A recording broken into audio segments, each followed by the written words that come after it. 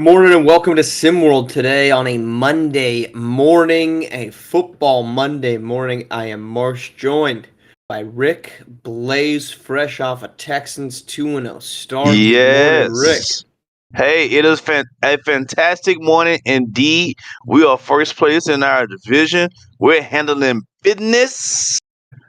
Texans, baby, all of the way. Shout out to Justin Fields, too. People say he wasn't going to start, and he's looking pretty dang on good with the Steelers. Well, the Texans have faced the very electric Indianapolis Colts, who couldn't even beat the Packers without Jordan Love on the road, and then of course the rookie quarterback-led Chicago Bears last night on Sunday Night Football. We're talking all football today. We had a huge slate, 10 1 p.m. games yesterday. Yeah. We're not getting to all 10. We're not getting to all 10 because that would be impossible. And because, frankly, I could not watch all 10. Even with Sunday Ticket, could not get all 10 on a screen at one time, believe it or not. Probably wouldn't have been all that entertaining had we been able to do that anyway. So we got three games that we want to talk about, and I want to start with the Dallas Cowboys, who got lambasted at home by Alvin Kamara on his way to 4 touchdowns, 20 carries, 115 yards, 3 scores on the ground, 65 yards through the air, and another touchdown. Derek Carr, Sir of the Fraud category, according to one J.K. Candell, 243 yards passing and 2 touchdowns, 44-19. A absolute blowout in the Cowboys home opener. Rick, I mean, this has got to just be sugar on the rim for a Texans fan. 2-0, and the Cowboys look like that on Sunday. Hey, look here, man. I thought we had a flashback, and I thought Kamara was back in the SEC in Tennessee. That's how easy he made it look on yesterday. The Who Dat team came in against How About Them Boys, and How About Them Boys? Them boys got their ass tossed up, baby, like a Caesar salad. Gave up 44 points. This was a rout. It was over by halftime. Everything else was just icing on the cake, like you said, sugar on the rim. A Texans win and a Cowboys shellacking is a good Monday morning for me, baby. This thing was over before half. I mean, they had 35 at the break. This thing was over by about 5 minutes into the second quarter. Dallas just looked awful. Dak Prescott looked awful. This team had no ability to run the ball. Granted, when you fall down that early, you're not going to run the ball. But Rico Dowdle 7 for 40 or 7 for 30. Ezekiel Elliott 6 for 16. For whatever reason, anybody thought Zeke was going to come back to Dallas and start looking like anything less than a serviceable backup like he did last year in New England. Clearly wasn't watching him in New England. CeeDee Lamb was fine. Jalen Tolbert was a nice surprise for them, 6 for 82. But this Cowboys team absolutely laid an egg. But you know what? We always talk about the Cowboys. I want to talk about the Saints. Let's go positive and not negative. The New Orleans Saints, 2-0. They have blown out both of their opponents. One of them was the Panthers. It was easy to dismiss that and say, well, it's Carolina. Yeah, they got smoked again on Saturday or on Sunday with Justin Herbert leaving that game early. It's easy to count to that.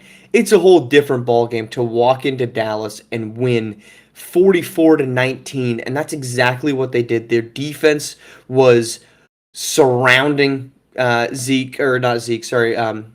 Prescott, 2 picks, had 3 sacks. They forced a fumble. This was a all-out effort by the New Orleans Saints, and they have looked through 2 weeks like arguably the best team in the NFC, considering the so-called best team just went on the road and lost to a backup. Yeah, they've put up almost 100 points in the first 2 games. That's how New Orleans has been balled. I think 98 points exact is how much they've put up in the first 2 games. They look surprisingly good on defense. I mean, on offense, they were already solid on defense. And those guys been with them, the corners, the secondary, they came in as rookies, and now they're coming into their own. They're really solid on defense, but the way that, hey, I got to give credit where it's due. The way the OC has got it going in New Orleans on the offensive side of the ball, every play they threw at them yesterday worked.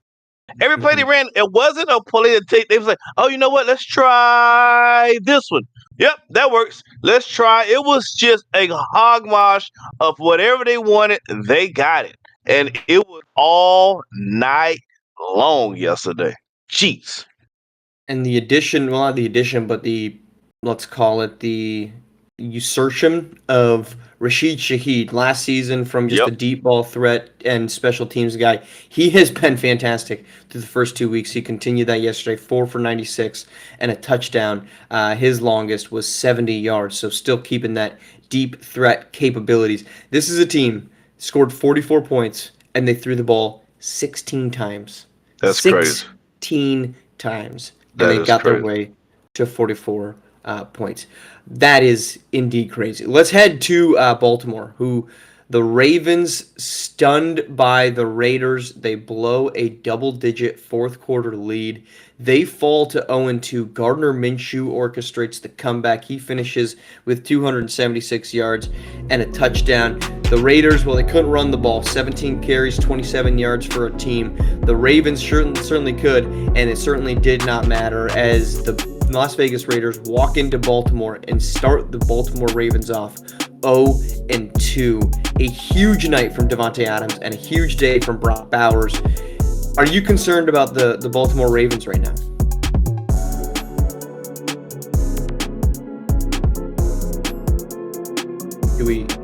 We might have a muted Rick on our hands. So Rick, feel free to chime back in whenever you come back out. But Ravens definitely, I would say, in danger mode because you shouldn't be losing a football game to the Las Vegas Raiders at home. Now, that being said, I have always been a big fan of Gardner Minshew. Gardner Ah, Minshew was. Oh, Rick, did we get Rick back? We yeah, got audio rack. I got so excited, and then you start mentioning how much of a fan you are in Gardner Minshew. I couldn't. That's too much. The Well, Rick, I asked Baltimore you the Ravens, question. Like, go for it. Baltimore. It is red alert in Baltimore. It is red alert on in Baltimore right now. Sorry about the technical difficulty. It's red alert. You pressing the panic button. You're 0-2. You lost at home. You had a double. You let Gardner Minshew come in and do a fourth quarter comeback on you at home. You've paid Derrick Henry all this money to have establish a running game. You need to lean into that. There, this is percentage wise. Teams that start the season off 0-2 only have a 5% chance of making the playoffs. This is statistics based on the last 5 seasons in the NFL. It is panic button time already in the More DC area. Here's my. I don't like that stat when they say teams that start 0-2. This percent of them make the playoffs because chances are if you start 0-2, you suck, right? Normally you don't see like a number one seed start 0-2. Um, it's just I think it's a disingenuous stat because a lot of like the Carolina Panthers are 0-2, so they're going to attribute to the 95% Of of course. that outcome. I don't know that the Ravens are necessarily going to miss the playoffs now. I think they are still in a very good place. The Bengals lost, I don't who know. we're about to get to. They're not completely out of it, especially with now it being a 17-game season. I did a lot of Ravens on the Marsh pod, so I don't want to spoil too much. So I want to go Raiders. And there was a lot of conversation coming into the season that Davante Adams was going to request a trade because the Raiders didn't have much talent. They weren't going to win football games. He didn't have a quarterback that could throw him the football. He had 9 receptions yesterday for 110 yards. He had a touchdown. Over the last 2 games now, he had 6 for 59 in week 1 against the Chargers on 5 targets, and then, or excuse me, on 6 targets. Now, 12 targets here in week 2. Gardner Minshew is a legitimate quarterback. When the Jacksonville Jaguars decided to tank for Trevor in his second season, I'm not gonna lie to you. There was a very big part of me that believed Gardner Minshew can win you football games, and he nearly got, except for a dropped pass by a running back, he nearly got the Colts into the playoffs last season. He is a very, very good quarterback that is doing exactly what is asked of him. Is until a team just says, "Screw it, we're gonna have him be our number one." No one's gonna consider him the number one for the long term. Gardner Minshew should be considered The number one Marsh, quarterback. I'm not saying he's too elite. much. Hold on, That's too Rick. I'm much. not saying That's he's too elite. much. I'm saying he's a starting caliber quarterback, and he continues to prove that. And he was a starting That caliber, reliable quarterback yesterday. that's too much. You put How too is much. that too much? You put too much dip on your chip, Marsh. That's way He too went much. 30 for He's a 38, service. 276 He's a yards. serviceable quarterback. I said he's a He's starting quarterback. no. Sir, you used the wrong S word. You said start. I said serviceable. He's He's a more than serviceable serviceable. quarterback. He's a Not a starting starting quarterback. quarterback. He's a serviceable quarterback. The moment he had in Jacksonville, we all remember that. Me being in my team being in the same division, I remember that. He had a Lynn Sanity type moment. That was it. He had a Lynn Sanity moment. That was it. He's a serviceable quarterback. You're telling me if the Raiders don't go 4-10, get a top 10 pick, you tell me they're not going quarterback in the first four in They the pick? are, and I'm saying they Okay. shouldn't. No, They no. are, and I'm saying they shouldn't. Gardner Minshew He's is a serviceable. starting caliber quarterback. He's more than serviceable. He started 17 games last season, got the Indianapolis Colts to the verge of the playoffs, except for a dropped pass out of the backfield towards the end of their last game Oh, that I would have remember got that. them in. I remember that. It was against the Texans. I mean, Serviceable. again, I'm not saying that Minshew is a top 5 quarterback in the league, but I am saying you're going to win football games with him under center. And last night, or rather yesterday, he pulled them back from down. I think it was 13 in the fourth quarter to win by. It might have been by 10, but anyhow, that was a big one. In the quarterback list, Minshew falls where? He's before who and after who? Where does he fall for you then? I really want to deep dive into where does Minshew fall for you on the starting quarterback list here in the NFL today? Somewhere around 15. That's where I would put him. Somewhere around 15. He's not top 10. He's not Joe He's Burrow. right outside the top 10 for you. He's in the 15 range. He is Boy, you middle of the crazy. pack, good enough Boy, to you win crazy. football games. He wins What? football games, Rick. He wins football games. He got the Colts to the edge of the playoffs, except for a drop pass. We've been doing too much on the Raiders, or the Raiders. Let's head to Chiefs Bengals, where the Chiefs rally back and get a game-winning field goal as time expires to win 26-25. It comes on the heels of a pass interference call on 4th and 16. A ticky-tack call, a call that was probably right, but my gosh, by the skin of their teeth, was it the right call? The Chiefs win 26-25, sending the Bengals now to 0-2. Another one of them 0-2 teams that I think we don't need to buy too much into. Chiefs 2-0, though. They win 26-25 on a day where Patrick Mahomes did not look good. 151 yards passing, 2 interceptions. They did not throw the ball all that well. Isaiah Pacheco was the main source of their offense. He limped off the field late in that one, 19 for 90. Rashee Rice, 75 yards. Most of that carried him from a 44-yard touchdown reception. Chiefs win, though. And at the end of the day, that's all you can really ask for. Yeah. Patrick Mahomes does what Patrick Mahomes does in the clutch. He takes his team down, drives them to the game-winning field goal.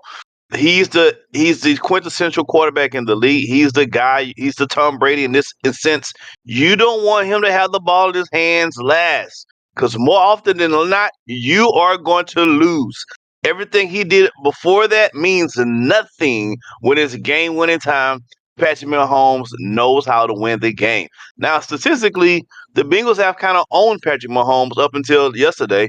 Patrick Mahomes erased all of that, and the Bengals don't look that great. The Bengals, I think this may be the season where it all kind of comes crumbling down for Bengals between the quarterback coming back off injury, and then you got Jamar Chase, and then you got the contract situation with him and Higgins. I think there's a lot going on in Cincinnati right now, and I can see the wheels falling off the wagon this season. I really can see that. I love Burrow's new hairdo. I love the blonde. I love that. But I think the wheels are falling off the wagon this season for Cincinnati. I don't know if the wheels are falling off the wagon. They certainly did not get the win that they were hoping for. And they probably are walking out of that day feeling like they should have, because the Chiefs did not play a Chiefs game. And I think the positives for Kansas City, if we start there, is that you need to win games where you play poorly. And that's what a very good football team does, and that's what a very good football team did on Sunday. As for the Chiefs, as for the Bengals, again, the division, now you got the Ravens are 0-2, the Bengals are 0-2. You look through that division, you got the Browns are 1-1, and the Steelers are 2-0, but they're led by Justin Fields, who I am going to slowly not really believe in. And they've beat who did they play yesterday? They beat the Denver Broncos, who do not look very good at A all. And then professional they in a professional team. Go ahead. sure, I mean by default they're a professional team. And then they went and they beat the Broncos. That was week That's this week. 2. And then So they who did beat they beat? Oh, Atlanta, they beat the Falcons, the super another really great profession, looking Falcons another professional team. by default. So if I'm the Bengals and I'm sitting here at 2-0, I'm thinking, man, we should have been 1-1. We should have been walking out of here within spitting distance of first place in our division. But I'm also not panicking because this is a football team that's still putting together the pieces of a offseason that was not very efficient because of Jamar Chase. And Jamar Chase was not very good yesterday. 4 receptions, 30 plus yards. They'll need more from their receiving core because they did not get a lot from it. But I'm not going to be too panicked here for a football team that has looked good so long as so long as Joe Burrow is healthy because they played good enough to win. Yes, you're disappointed you lost, but this is just one where the New England Patriots did this all the time. They should have lost plenty of football games during the regular season, but Tom Brady would get the ball back with just enough time left, and he'd march his team down. Maybe he'd get a penalty or two just to help push them along, which the Chiefs got yesterday. And I'm not saying it was a wrong call, it's just a close call, and they get the win. Yeah, you feel bad, but I don't think we need to start raising fire alarms for a You Cincinnati should. Bengals team that You should should. have won that football You game. should. I'm just You not. should. It's 0-2 on a 17-game season. You and let me tell you why. Because everybody wants to go talk about his receivers aren't there. T. Higgins didn't play. This guy. What does that have to do with the running game being so inept for the first 2 weeks? You thought Chase Brown was going to be your every down back. That hasn't happened. Zach Moss was supposed to be the guy to kind of fill in as a third down. He's doing more than the running game trash right now. So I guess that's on T. Higgins too. That's on Jamar Chase too. No, the You running have game was very bad. you have more questions than you have answers. If you're in Cincinnati, ring the alarm. It is trouble in paradise out there right now. I'm not ringing an alarm over 2 And games. Burrow's looking You are correct. overrated. Burrow's looking overrated. I know no one wants to say that. Burrow's looking very overrated right now. I love the hairdo, but he's looking very, very overrated right now. We are just jumping to conclusions in your Texas household. The running game will give you. The running game was not good last night. Trash. This is what happens when you think you can. While the running back position is probably the one you can be the cheapest at, when you have a guy like Joe Mixon, who, granted, his stat line, which I know you were paying close attention to yesterday, was not huge, he's still a dynamic carrier of the football, whether that's out of the backfield or carrying or receiving the football. They don't have that. And Zach Moss did not look like that yesterday, 12 for 34. They did not find a way to get the running game going at all. They really got helped out by those 2 interceptions, a good field position. They need to figure something out on the running game. I'm not denying that. There's a reason they're 0-2, certainly. I'm just not going to be panicked about the Cincinnati Bengals' chances in the long run. All right, look, that is our show. Plenty of football conversation. We'll be coming back tomorrow morning. Keep that train rolling. We got a Monday night action coming to you tonight, a little bird action on Monday Night Football. We'll recap that and other things going on in the sports world. Rick, as always, appreciate you having you on. We'll be back tomorrow morning on SimWorld TV, the only place you can see the game, be the game. Joe Burrow is overrated.